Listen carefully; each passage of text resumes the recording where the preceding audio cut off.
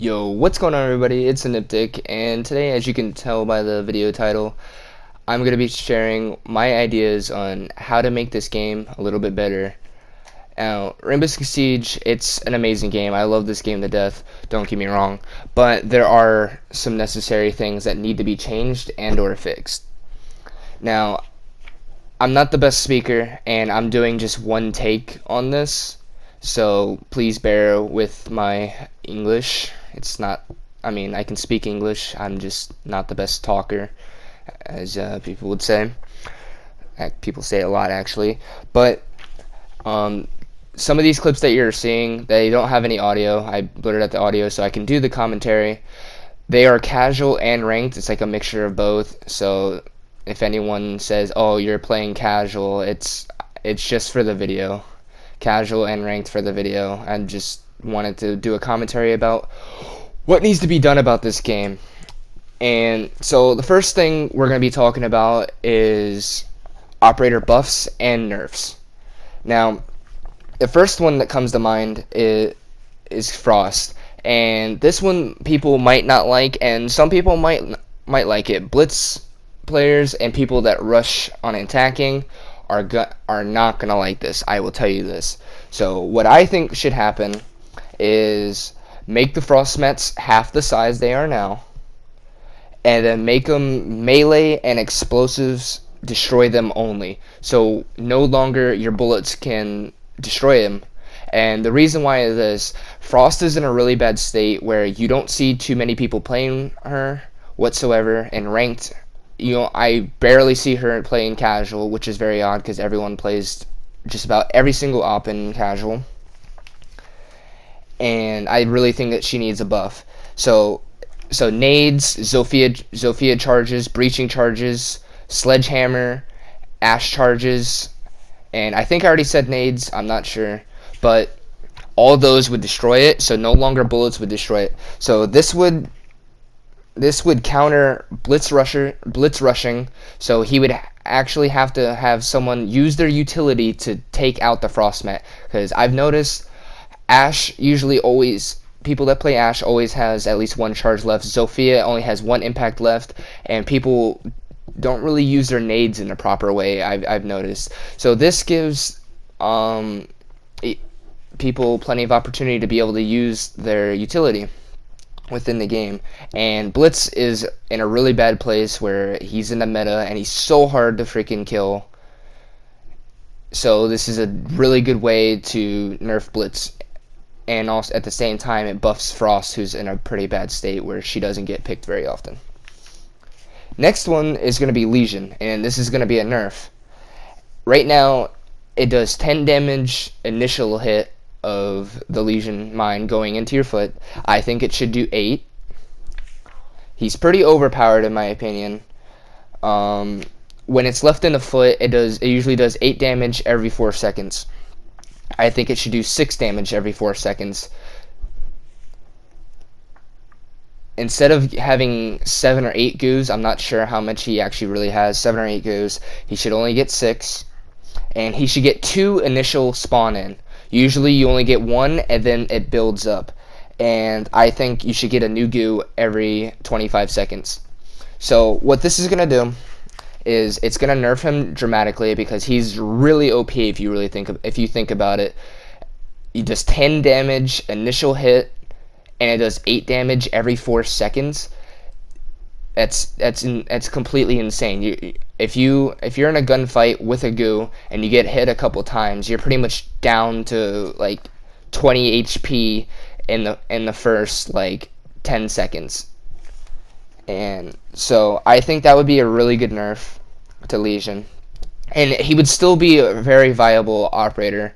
He would still be kind of a must pick just about in every single situation, even with the nerf. The next nerf will be to Maverick. I've noticed if you're having a gunfight and you're trying to bandit trick a wall and people are just shooting all over the place having gunfights, it gets really loud and you can't hear the torch. I believe they should just make the torch a little bit louder than what it is, even though they just did that, but I don't think it's loud enough, because when people are communicating all the time or gunshots are going off, it's really hard to hear the Maverick going off. Now, the next one's going to be the blitz nerf, and this is a much needed for the last couple seasons now. I think one blind blast from Blitz's shield should only half blind you. So I don't know if you guys have seen it, but take a, what's it called? Take a flashbang, and if you turn away from it and it barely blinds you, like you have that blind effect, but it still doesn't blind you all the way, I think one blast from Blitz's shield should do that to you. And then a second, and as soon as it starts fading away a little bit, and then Blitz gets his recharge back, and he blinds you again, his second blast should fully blind you.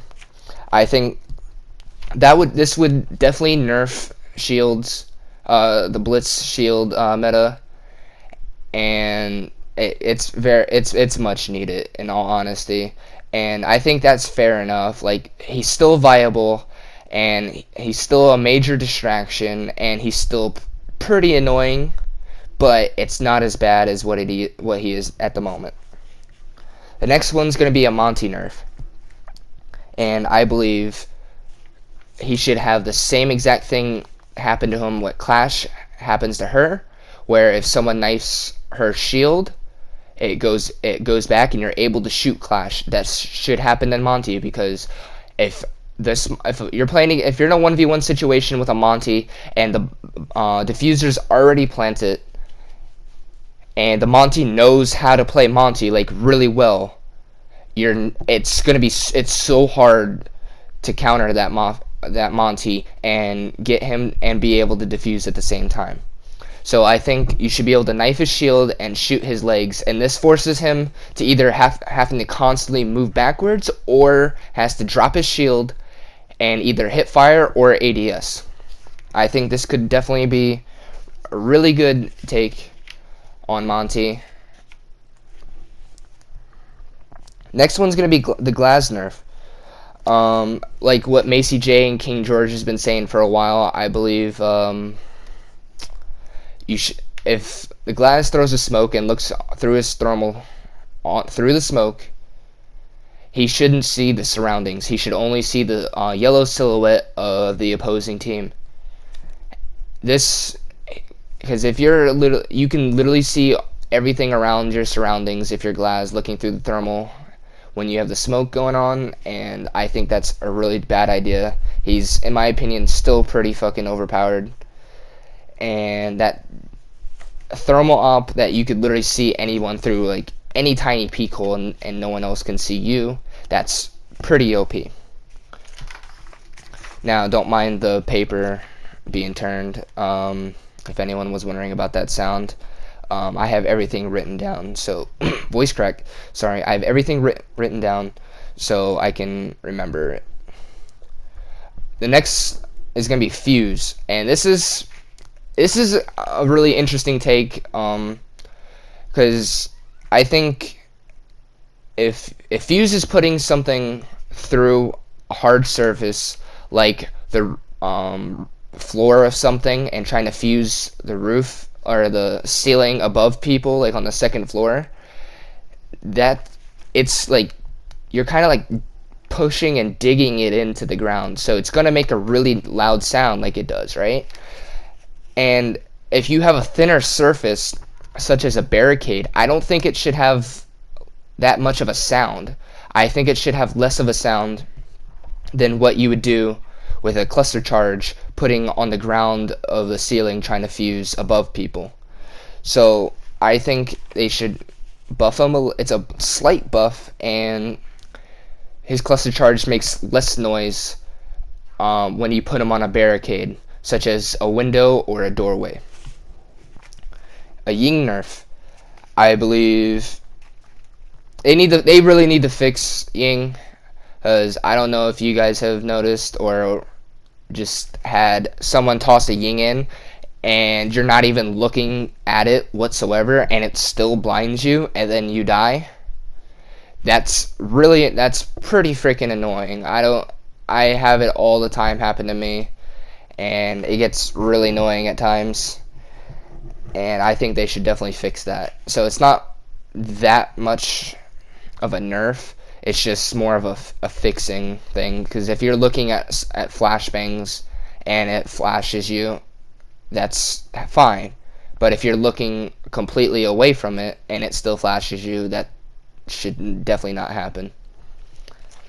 So the next one's going to be a Nomad nerf, and I think as soon as you place one of the air jabs, it should make a slight buzzing noise so the defenders know where the air jabs are, because I can't tell you how many times saying, yo, my teammates are saying, yo, it's clear to flank. It's clear to flank. Go, go, go, go, go. And then I get hit by an air jab, and then they rush me, and I die.